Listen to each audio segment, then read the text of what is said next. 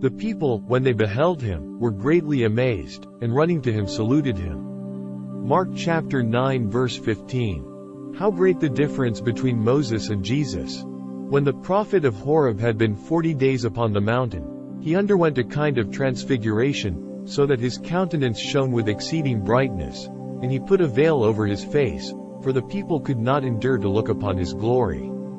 Not so our Savior. He had been transfigured with a greater glory than that of Moses, and yet, it is not written that the people were blinded by the blaze of his countenance, but rather they were amazed, and running to him they saluted him. The glory of the law repels, but the greater glory of Jesus attracts.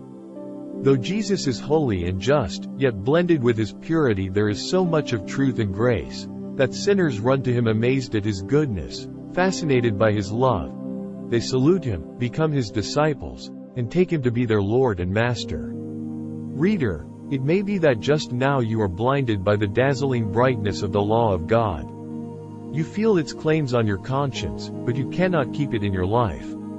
Not that you find fault with the law, on the contrary, it commands your profoundest esteem, still you are in no wise drawn by it to God. You are rather hardened in heart, and are verging towards desperation. Ah, poor heart! Turn thine eye from Moses, with all his repelling splendor, and look to Jesus, resplendent with milder glories. Behold his flowing wounds and thorn-crowned head.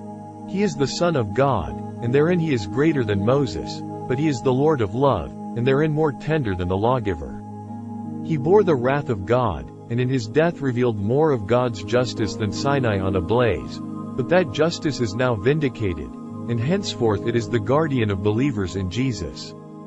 Look, sinner, to the bleeding Savior, and as thou feelest the attraction of his love, fly to his arms, and thou shalt be saved.